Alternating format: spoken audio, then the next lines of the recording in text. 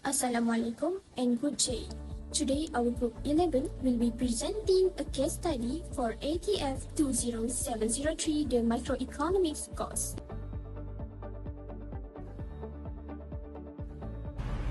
Assalamualaikum, my name is Nur Hamdina binti Al-Bakar. My number matrix A24A3405.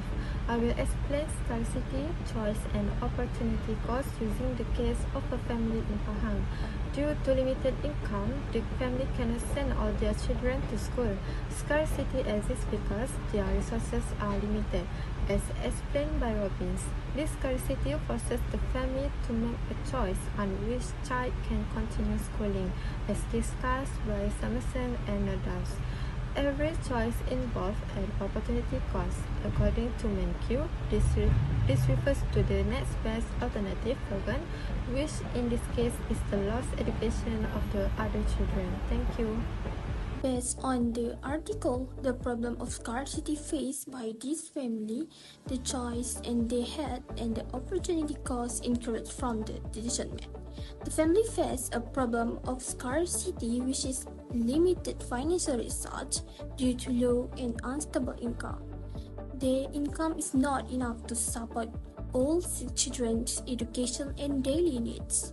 Because of this scarcity, the family had to make a choice. They choose to withdraw 2 children from school, so the remaining 4 could continue their study. The opportunity cost of this decision is the education and future opportunities of the 2 children who stop schooling, including better skills, job prospect and income in the future. Good morning. Will airline allowances and uniform help? It doesn't eliminate scarcity. Scarcity is the fundamental economic problem. Our limited one always surpass the limited resources available. This family stay faced to choose how to spend the remaining allowance. Even the government forbidden, they need a trade-off. Scarcity, the need to choose the sea for everyone. The Ministry of Health proposed a minimum price for all streets. The Ministry of Health proposed a minimum price for cigarettes because tobacco companies were engaged in the price war by lowering price to attract consumers. This made cigarettes from affordable despite annual increase in excise duties.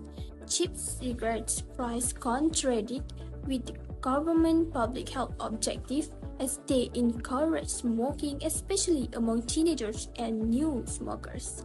By setting a minimum price by the government, prevent future price reduction and ensures that tax increase lead to higher market price.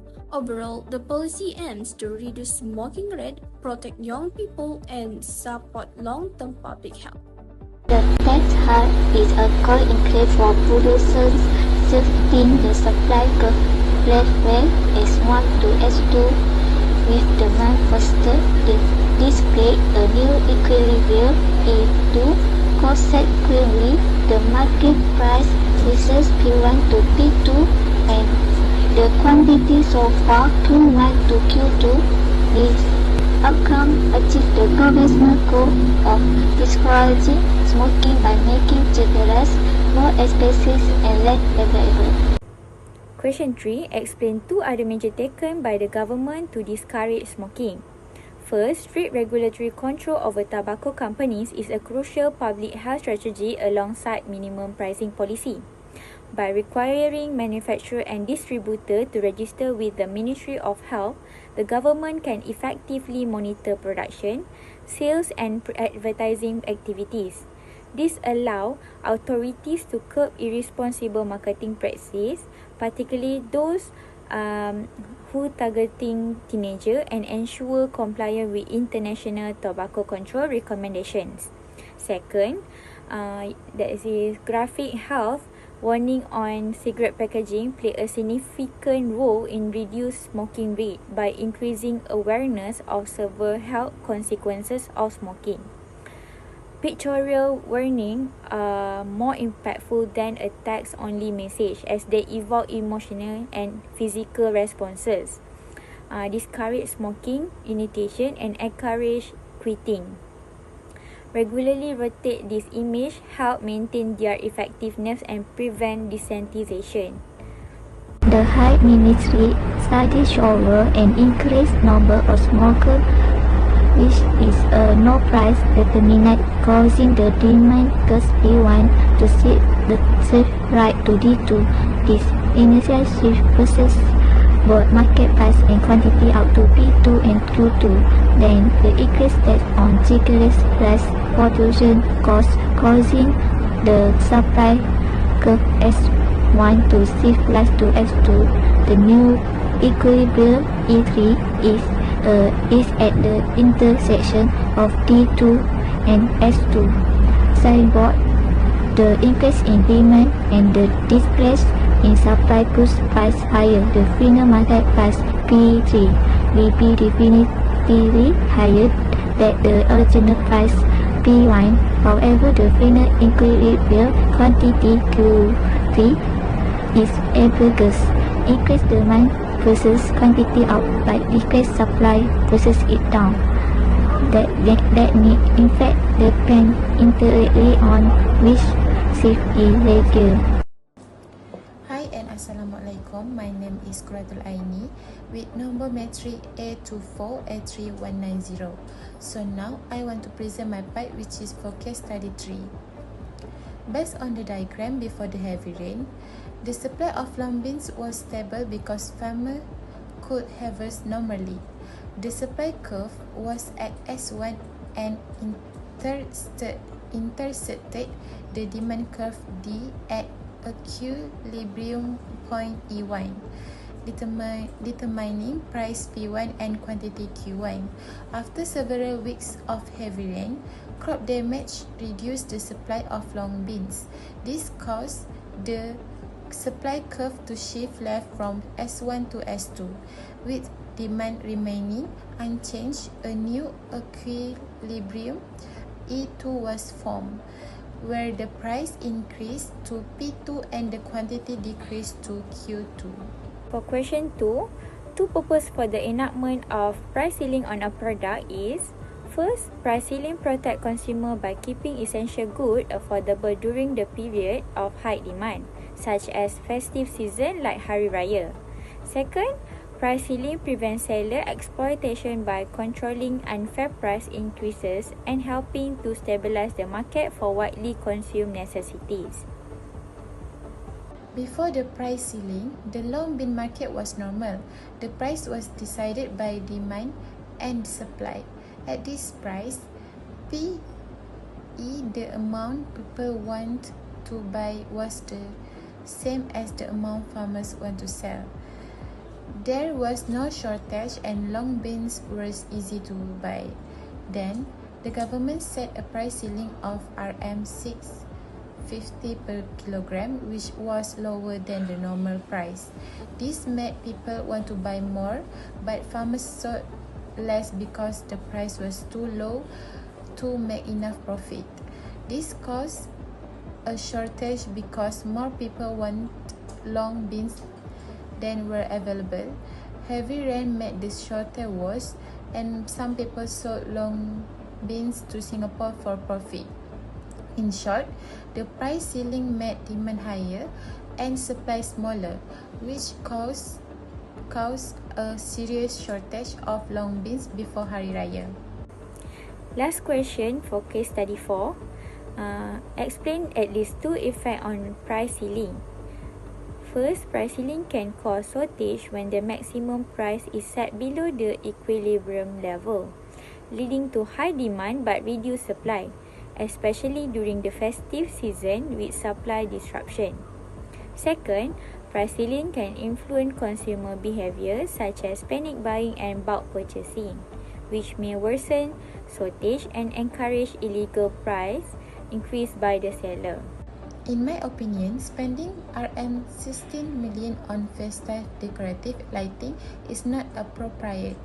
While decorations may attract tourists temporarily, the benefits are short-term and do not improve public well-being significantly. The money could be better spent on essential public facilities such as safer walkways, cleaner toilets, better public transport, and more healthcare centers. The improvements provide long-term benefits for both tourists and residents and create a more sustainable image for the country. Therefore, I agree with the organization that view this spending as excessive.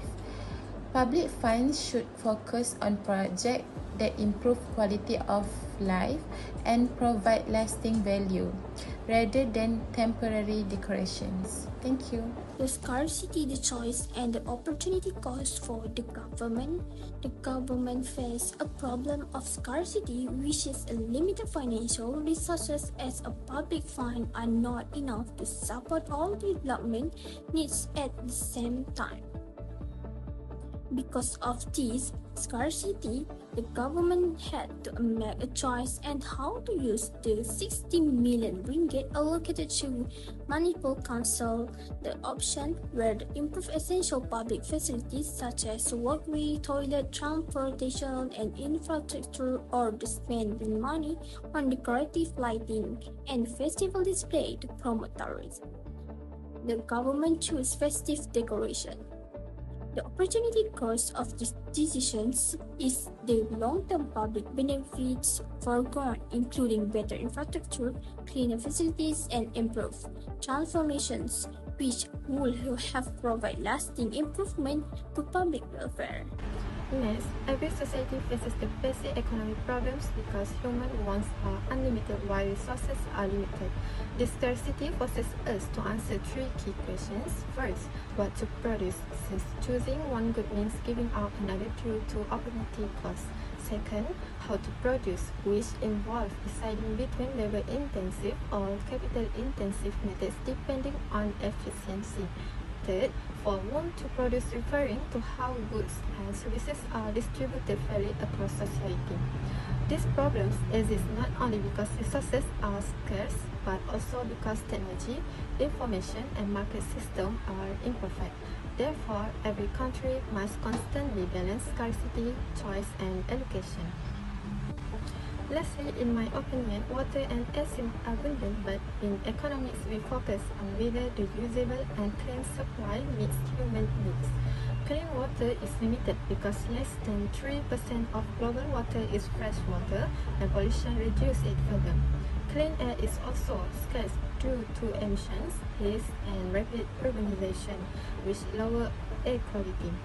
Both water and air require treatment, regulation, and monitoring, meaning they involve cost and management. So, although they exist in large quantities, clean water and clean air are economically scarce resources that must be protected from overuse and pollution.